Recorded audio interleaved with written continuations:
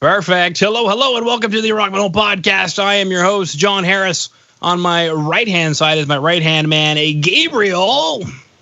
You say anything? Hi, John. Hi, Gabriel. All right. Well, they say hello.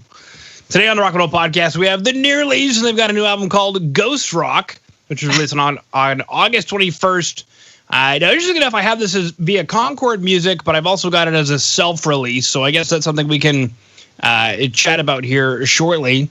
Yep. We have a couple of tracks we're going to chat about, as well as the album.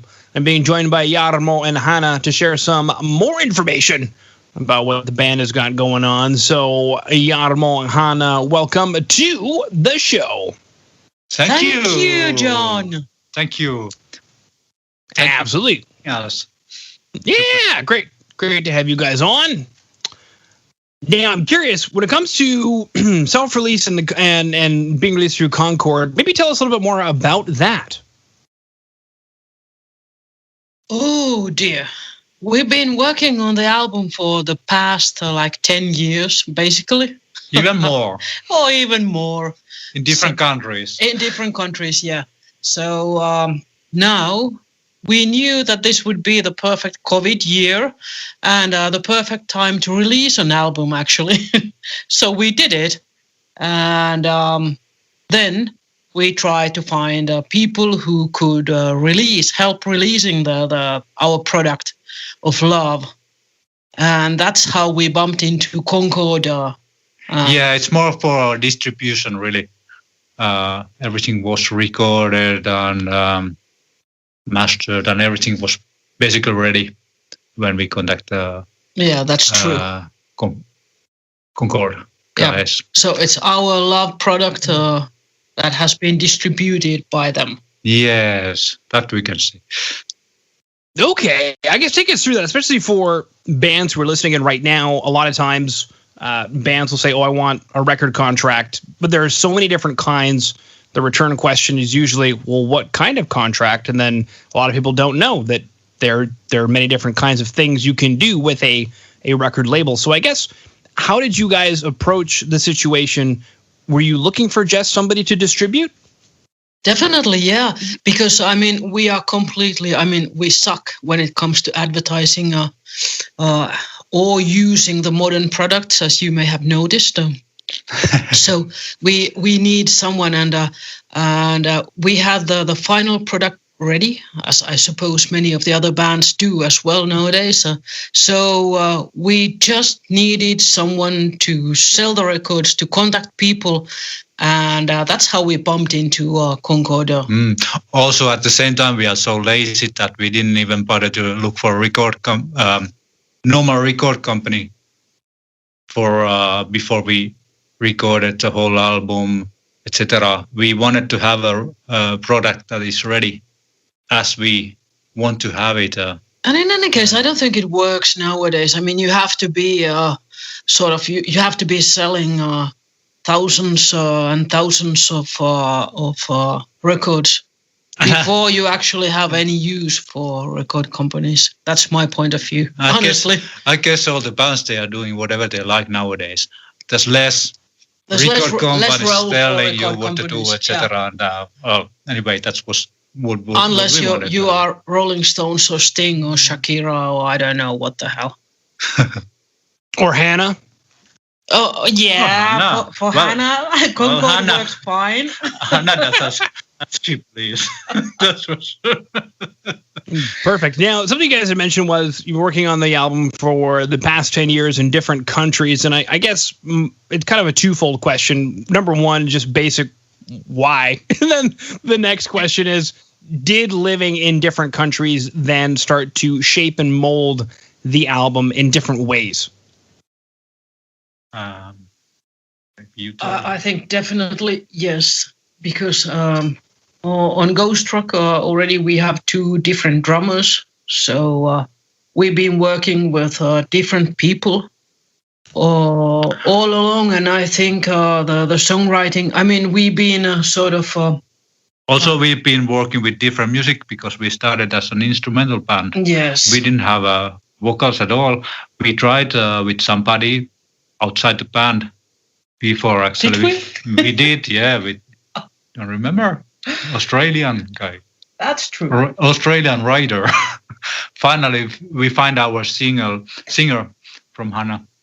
Yeah, that's only because Jarmo is a practical man. He thinks that it's easier if it's just the three of us. Which is the case. This is so much easier. For example, to do this interview like this. Yeah, sure.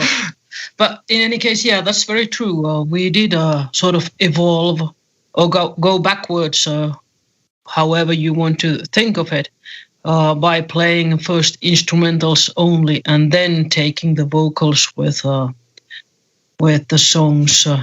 I do miss instrumentals, and if it was up to me, there would be much more. Even on Ghost Rock and on the albums to come, there will be plenty of instrumental music. Okay, well, so that's sorry. It's to me the instrumental version. It's kind of a demo of a song. Nah. You can think of it like that. Yeah. Also, if it's interesting enough, without singing, only instrumental, then it's already half of the song done. Yeah. No. Okay. Now, you mentioned this is also the perfect time to release an album, and obviously, throughout the year, I've chatted with a large number of bands who've all approached this year in different ways and trying to make the best out of it, but it seemed like it wasn't a matter of making the best out of it for you guys. You just saw a golden opportunity. To be honest, the album was ready before we were hit by this virus shitstorm. So it wasn't a calculated thing. But in any case, well, of course, we've been affected by it, the whole situation, much less than the well-known names, of course. Yeah. But still, well, all the concerts have been gone. So maybe in that sense, what you were asking, it's ideal that it's a good moment to release an album because you can't do much else.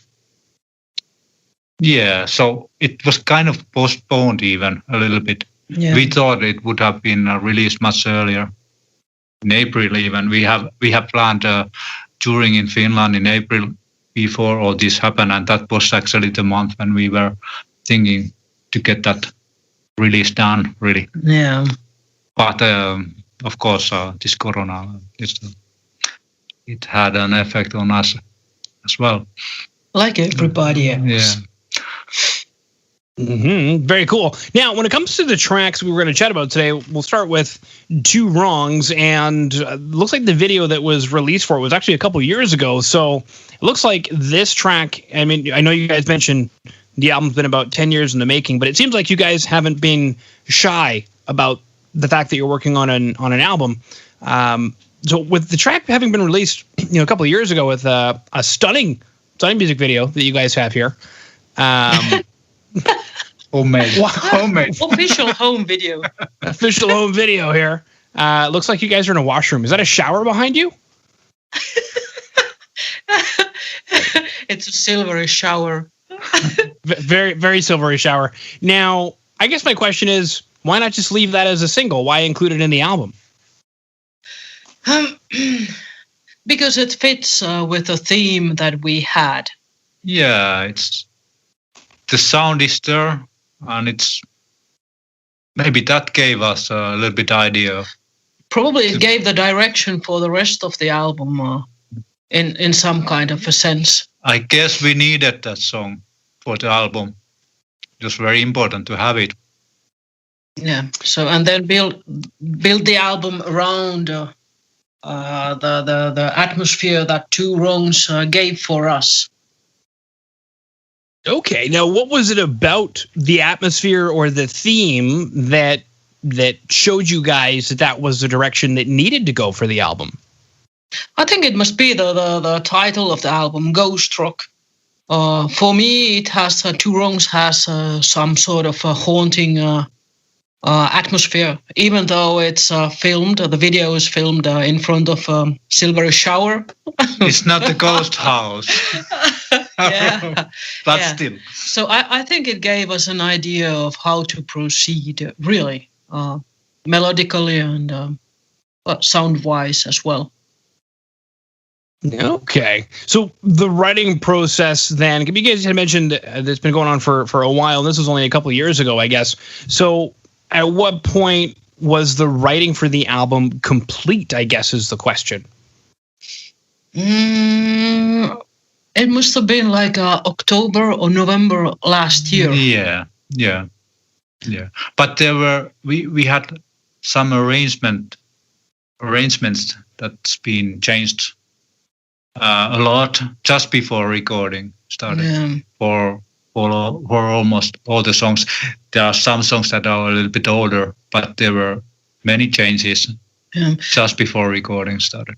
And fortunately or unfortunately, we are fairly productive. So it means that all the time we've been sort of working along with plenty of other songs. And as a consequence, we have almost finished the material for the next album as well.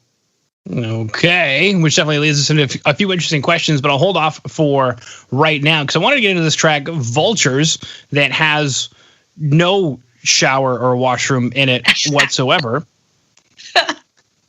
No, not but I'm curious. Yeah, Vultures. What is it? What is this track about? Who are the Vultures? Well, don't you see? They are all around us. They are people who pretend to be better than they actually are. Don't you agree? Mm-hmm. Well, I mean, there's a few things that have been popping up this year with regard to people's behavior that we could spend the next 4 hours commenting on. Probably, yes. Especially with our being in Canada, we have a neighbor whose behavior has been interesting this year. You guys are lucky. You guys got an ocean separating you. I wish we did. But we have a neighbor too. It's very true. Finland. Yeah, not here. Well, the funny thing is, I think that neighbor's kind of always been there. And I mean, when was the last conflict? That was before 1917, wasn't it? Before 1917, you mean the Finnish conflict? We had a fairly big one in 1940s. Okay. All right. So there's one that's definitely more recent than the one I'm thinking of. But yeah, Winter War, it looks like. And a few sort of near misses after that too. Okay. And I thought it was a beautiful relationship the whole time. Of course it is. Of course it is. That's how we like to sort of color the situation. Mm-hmm. Perfect. Now, something you had mentioned was you guys have a lot of material for a new album coming up. And I'm curious, do we need to wait 10 years or... To be honest, I'm curious too. But I would think it might be probably next year. Yeah, at the end of next year. Yeah, I guess we are giving us 1 year. Yeah, 1 year to go for it. Who knows? Maybe do some concerts if we are lucky. Yeah, we have to do a few concerts. Situation gets for this better. album too. Yeah. Well, yeah, I mean, the cycle for this album is just getting started because, August 21st of this year to most album cycles last about a year anyway. So I guess it brings up another question. You mentioned playing shows, but that's kind of skittish right now. So are you guys doing any kind of maybe online shows or acoustic sets or anything to promote the album digitally? We may try. We may try. But for the moment, we still have few concerts that are not cancelled, actually, in Switzerland. Just go across the border and might be easier to have small gigs even. Yeah. Even. Maybe a few. So when it comes to online shows, we just have to be more productive. For the moment, that's not really an issue, but that's something that we definitely have to sort of develop. Okay. And now one of my other questions was, with the writing for the new album coming up, is it going to be similar to Ghost Rock, or is it going to be taking on a different theme? I would say fairly different. There will be more pop, more melody. I guess that's already quite clear, isn't it? Perhaps. But hopefully slightly more strange tunes. Strange tunes. fruit. Strange fruit. Yeah. And the rock will be a more roots rock. I guess. Yeah. I guess. That's how it looks at the moment, but you never know. Might change. It might change completely. Like I said earlier, we did quite some changes just before recording of the Ghost Rock. This might happen again. And my dream it would be to play stoner rock. Well, I mean, I guess you guys are nearly there. With the stoner rock? Well, I mean, yeah, the stoner rock, because you guys are kind of bluesy rock and roll right now. And I mean, stoner rock, all you got to do is bust out the fuzz pedal and tune down another couple of steps, and there you are. But I've been proposing, yeah. Who knows? It's fun. It's fun. It's a lot of fun. It might happen. Yeah. Don't know. So the songs are ready, but I mean, they can go to any direction. That's for sure. And the guy who's sort of producing, recording us, doing the sound engineering, he's more into metal. And so you never know what happens. Very true. And I guess it brings an interesting question is, in choosing a team to work with, Concord for distribution, and then with this producer who does mostly metal, was that a conscious decision to choose a producer who's more comfortable with metal in hopes that you'll inch towards that direction? I don't know, towards metal, really. I mean, I'm speaking on my behalf, but I think it's very interesting to do music with someone who has a very different background. I mean, I've been listening to metal all my life, but it doesn't mean, I'm not comfortable playing it myself. However, the producer's way of working, it seems fitting to what we are doing.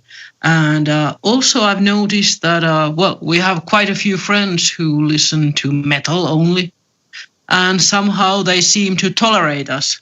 They are not throwing things at us when we are playing gigs and stuff like that. So I think our music might please some metal fans.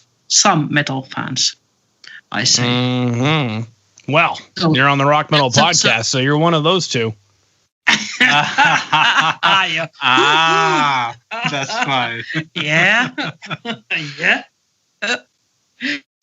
Yay. Perfect. All right. We're just wondering ourselves at the same time. I get that sometimes, especially with punk bands. And I'm chatting with a punk band next, and I get that with punk bands, like, hey man, we're punk. And I'm like, punk? And they're like, rock? I'm like, punk rock, last I checked. Rock is in there, baby. So, But the thing that sort of puzzles me all the time, it's the fact that, like you said, that we have something to do with blues. I guess blues is everywhere, but I just don't see the blues in our music at all. But it's very hard for us to say what we are really. If we, on the stereo, we have Roy Orbison. Next day we have Killing Joke. Yeah. So what is it really, the style we do? I don't know. It's hard to say. This is true, but I mean, getting into it, there would be no rock music if it weren't for the blues and jazz making a sweet little baby called rock and roll. That's very true. And everything else afterwards. Mm-hmm. If it weren't for Elvis covering blues songs, who knows? We wouldn't even have the Beatles. Yeah, or Motorhead. Yeah, exactly. Yeah. Those guys.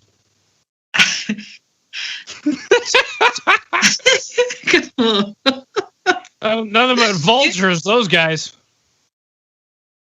They were no vultures.